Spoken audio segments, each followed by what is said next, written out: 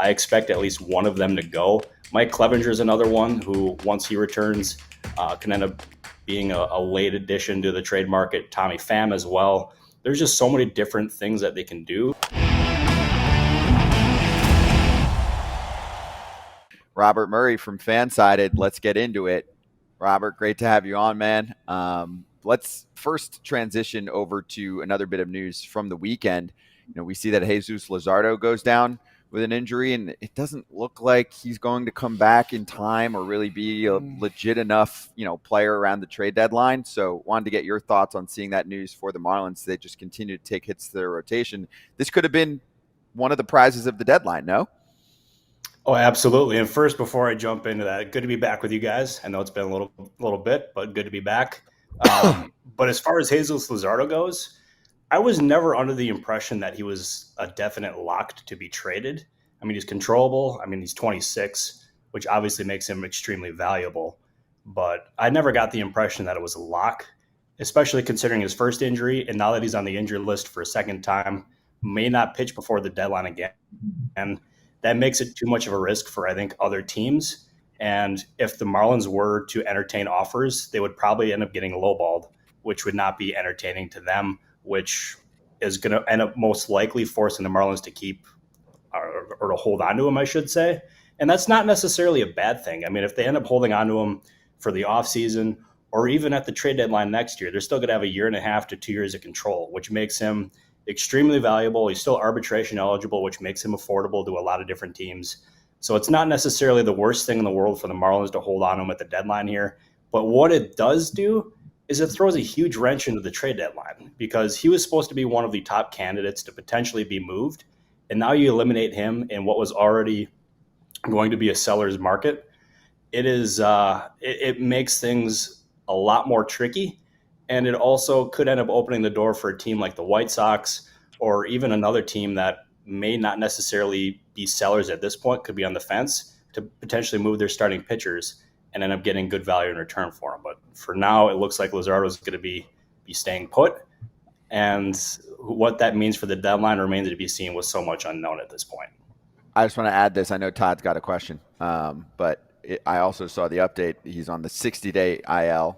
They placed him after initially making the announcement for the lumbar stress reaction in the lower back. So he definitely will not be available. I know sometimes people are like, but maybe no, he's not getting traded this go around.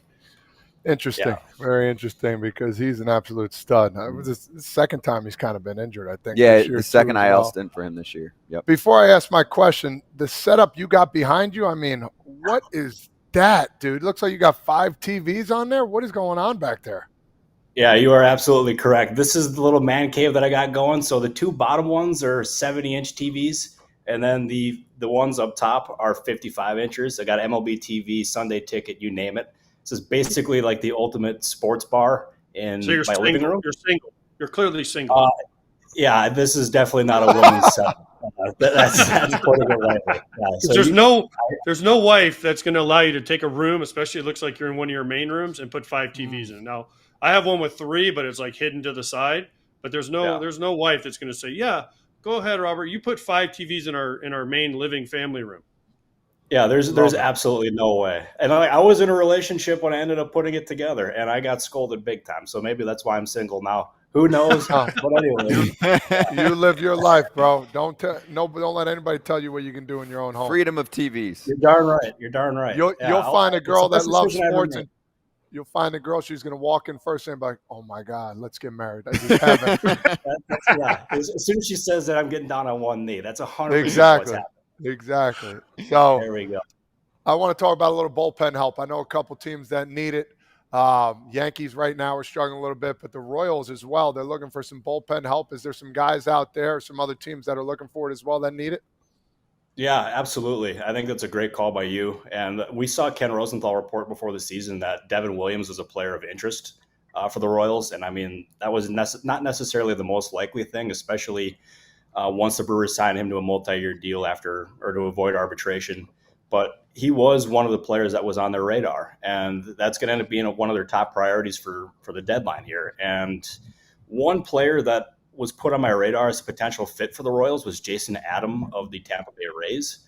he's a veteran guy. He was kind of an under the radar addition by the Rays a couple of years ago, and it was on a major league deal when most teams were open to signing him to a minor league deal. But the Rays saw something in him that they thought they could maximize. And in 2.5 to 3 years in Tampa Bay, he's been one of the most dependable relievers in baseball. And with the Rays struggling now, he could end up being a really attractive trade piece. And he's got definite ties to the Royals. He was actually drafted by the Royals, now their general manager, J.J. Piccolo, when he was a scouting director in Kansas City. So there's ties there. The need is there for Kansas City as well. So I think that's definitely a player who makes plenty of sense for them. Tanner Scott's another one. There's plenty of teams, though, that are going to be looking for bullpen help. I feel like that's a story that's basically said every trade deadline, that these contending teams are looking for bullpen help, and that's going to be the case again this year with the Royals, with the Phillies, with just an abundance of teams. And I think Adam is going to draw pretty widespread interest from what I've gathered so far. I got a question in the chat. They were like, why are you saying get your tickets now at NASCARchicago.com? I thought it's a baseball show. I'm like, it is, but we're going to do a special FT live from Chicago with AJ Kipp and Alana Rizzo. And it's really soon. It's in like a week and a half. Well, we are not. Me is, because you guys all didn't want to come to Chicago. I get it. True. I get it. You guys are from the north. You guys don't really understand NASCAR. It's not your fault. But didn't get invited. Well, I can't control that either. Talk to That is true. Kratz was available. Alana, Kip, and myself are going to be in Chicago July 7th for NASCAR Chicago, the street race. It's really cool. They race right through Millennium Park right there, right by the Bean. Everyone can get their picture with the Bean.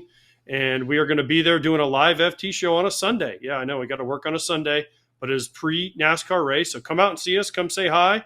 And you never know what Kip might say or what I might say or what Alana might do, but it's going to be a fun time. And afterwards, after the race over, we can go out in the Kratz's boat and go in the playpen there in Chicago and have a good old time. Who has the most value, though? Because we're talking about closers and not just bullpen guys, because there's guys that have been doing well in the bullpen. Who has the most value? I've been saying Ryan Helsley, and then the Cardinals have just been the hottest team since May, 12th or 24th. And then just yesterday, I talked to somebody who was talking about Finnegan from the Nationals. Kyle Finnegan. No. Oh. Yeah, it's Kyle Finnegan. Kyle Finnegan. Yeah. Who do you think has the most value as an actual closer? Because you can't just take the best bullpen piece in baseball and be like, oh, well, he's going to close for the Phillies, for the Orioles, teams that may need closers. For sure. Kratzy, good to see you again. Go Birds. But there's there we go. I had to. But anyways, sorry, I heard those guys in there. Hopefully you're not a Cowboys fan. But anyways, No. Thank goodness. But anyways, I think the guy that has the most value who could potentially be moved is obviously Mason Miller. But I think that's kind of unlikely at this point, just considering the asking price is going to be so high there. And there's just, I don't know how many teams can necessarily fit that asking price for Miller. I think the Orioles make sense. But other than that, maybe the Phillies, but I just think that's probably unlikely. I think Helsley was a great shout by you. And if you would have asked me a month ago if he would have been moved, I would have said yes. But then the Cardinals got themselves back into contention, and that may be pretty unlikely at this point. I think a guy that has just a lot of value, who I think is almost a lock to be traded unless there's an injury that happens, is Tanner Scott. He is someone who teams have checked in on already. He's drawing plenty of interest. I think with considering his results and just the overall market where it's structured right now, I think he's the strongest bet to be moved at this point. And I would be really surprised if he isn't moved, just because I think the interest and the desire for a player of that caliber is going to end up being so strong that the Marlins really can't ignore it. Okay, I have to ask about Todd's favorite team, his ex-team, Todd's team, the White Sox. What are they going to do? This has got to be a huge trade deadline for Chris Getz. You said a seller's market. They have Fetty, who could possibly move as a starter under control for another year. You have Crochet. You have Kopech. You have some back-end arms that are okay. Even like a Chris Flexen, a guy like that could be a guy possibly moved. What are they going to do, and how much can they make, headway on this rebuild, this trade deadline? 100%. I think the White Sox are the team that controls the market at this point. They have the most coveted piece in Luis Robert, who is going to draw a lot of interest. The asking price is going to be very high, so we'll see if there's any team that fits that or is willing to meet that need or meet that asking price, I should say. You look, there's two teams that make a ton of sense for Robert. It's the Phillies and it's the Mariners, and then there's a bunch of other teams that also really fit that as well. But if you look at their overall, just their roster, they're one of the worst teams in baseball, but yet they have some really intriguing trade pieces. They have Garrett Crochet, who is going to end up being one of the most coveted starting pitchers in the market. You have Eric Fetty, who's been awesome this year. Michael Kopech he's been very good, and he can end up being somebody who is able to draw or get a decent return.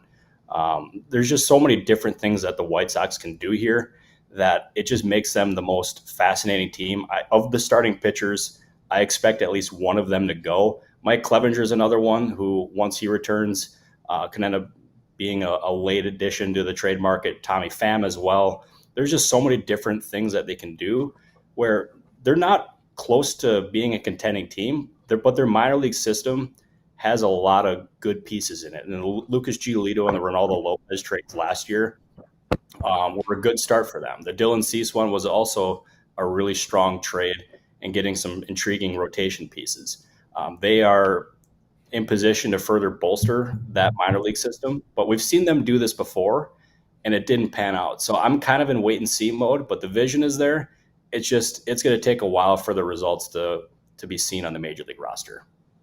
All right, one more, Robert. I think you wrote about the Angels a bit, so can you enlighten us on where you think they can be a factor? They should be clear-cut sellers this time around. Taylor Ward comes to mind. Carlos Tevez, I think you put in there. And then we're getting questions about Tyler Anderson, who I know has 1 year left. But as we talk about the lack of starting pitching options, do you think he could be a big factor at the deadline? I absolutely think the Angels are going to end up being a team that's they could make some noise at the deadline here. And everything that I've heard is that Taylor Ward and Carlos Estevez are available on the trade market. There's been teams that have checked in on both players. And Ward is controllable, and he makes so much sense for teams that are in need of outfield help. And I think the team that could end up being like a sneaky good fit for him would be the Pirates, who I think should buy. I hope they buy because they're one of baseball's most exciting teams right now. And I can't remember the last time I ever said that, but that is the reality with the Pirates. But Joe Adell is another one who is going to end up drawing interest. Tyler Anderson is another one who the last 12 months for him have just been totally fascinating because he was put on waivers last year, and the Angels allowed any team in baseball to claim him for nothing in return, but nobody claimed him, and he was put back on the roster, and he was kind of an afterthought. We thought maybe he could end up being moved or designated for assignment in the offseason, but the Angels held on to him, and he's been absolutely awesome for them this year and is going to end up being one of the better left-handed arms available on the market. And he's signed for next year for $13 million, which is very doable for any team that needs a veteran starting pitcher. I think it makes a lot of sense for like a team like the Brewers. There's just a lot of teams that could end up making sense for Anderson, who I think should be moved. The Angels will be busy with Estevez, with Matt Moore, also being strong candidates as well. They're a much lesser version of what the White Sox have to offer at the deadline, but I expect the Angels to be pretty active. And hopefully Artie Moreno lets Perry Manassian do what he was hired to do, because that team needs a lot of help and a lot of it. I agree. Yeah, it's time for them to reload the farm system. Luis Rengifo to either re-sign him to an extension, or he's only got 1 year left, trade him. This value is high right now. Robert, great to have you on as always. Check out Robert on Twitter. He'll be all over the trade deadline. Also check out his work in Fansided, but at by Robert Murray for more on what Robert does in his show as well. Appreciate you, Robert. Hey, thank you guys. Always a blast. Hopefully back on here in a little bit. Yes. Let's make it a regular thing. Robert Murray with us on FT Live. Hey, everybody. Be sure to like and subscribe for more content. We're back here every weekday, all year long, so do not miss an episode. The videos are coming in all day. Here's another video you might enjoy. Baseball the way it should be covered.